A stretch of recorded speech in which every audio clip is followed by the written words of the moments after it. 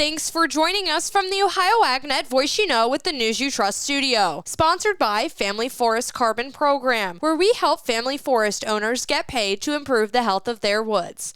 I am Allison Kinney. Looking into the agricultural headlines today, according to the latest Purdue University CME Group Ag Economy Barometer, farmer sentiment reached a 4-year high in May. Purdue University's James Mintert says the barometer rose 10 points to a reading of 158. That's the highest barometer reading we've received since May of 2021. The current condition index rose 5 points to a reading of 146. Once again, that's the highest current condition index since December of 2021, while the future expectation index rose 12 points to 164, which was the highest future expectation index readings since April of 2021. The Farm Financial Performance Index increased by 8 points to a reading of 109, suggesting producers expect 2025 to be a somewhat stronger income year than 2024. When it comes to ag exports, Mintert says farm country is feeling more confident. And this month, the percentage of producers who said they expect exports to increase over the next 5 years skyrocketed to 52%. That's up from just 33% who felt that way a month earlier. This was the highest percentage who said they expect to see ag exports grow over the next 5 years since November of 2020. Mintert added the short-term farmland value expectations index rose sharply in May, climbing 14 points month over month to a reading of 124, the highest reading since March 2024. He added the shift reflects a growing anticipation among producers that farmland values will increase. Here's the scoop. Soybeans are fueling Ohio's dairy farms, one glass of milk at a time. Nationwide, dairy farms use the equivalent of 229 million bushels of soybeans every year. Plus, high oleic soybeans boost milk fat and yield, making farms more profitable. From the fields to your fridge, soybeans power the farms that feed families. Brought to you by Ohio soybean farmers and their checkoff.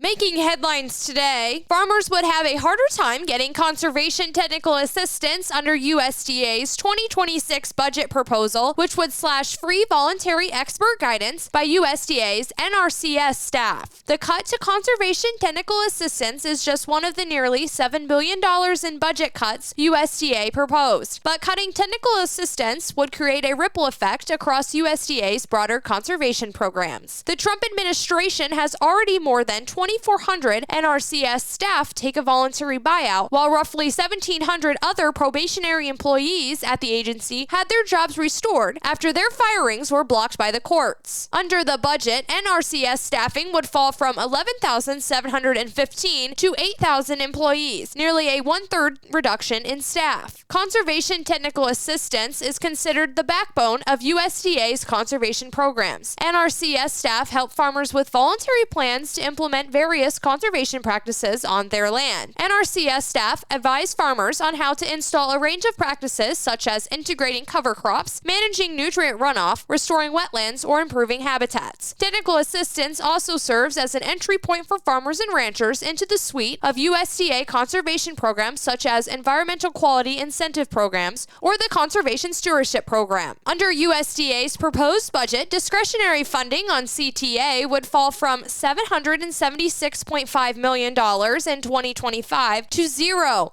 in 2026, which would also eliminate the need for 2,546 full-time equivalent staff. The House Appropriations Subcommittee for Agriculture this week wasn't willing to go that far. The appropriations budget for USDA provides $850 million for conservation operations, a $45 million cut from 2025. Still, USDA leaders would make the call on how much of those funds would go to technical assistance. A healthy body needs good food. This summer, the Ohio Department of Education and Workforce is sponsoring Sun Meals, a summer food program where kids eat free.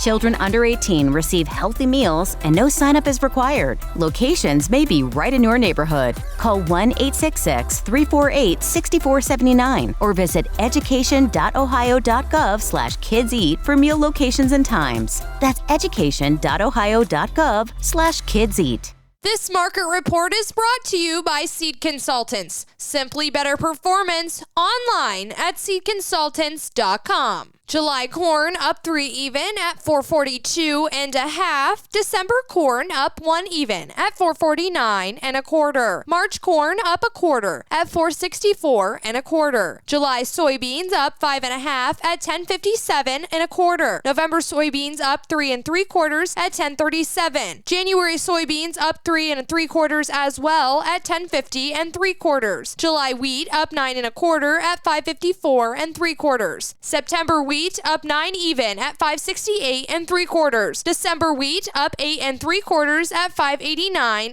3/4. June live cattle up 340 at 226.30. August live cattle up 205 at 218.87. June lean hogs up $1.77 at 102.62. July lean hogs up 205 at 218.87. And September feeder cattle up 82 cents at 309.12. This is the Ohio AgNet.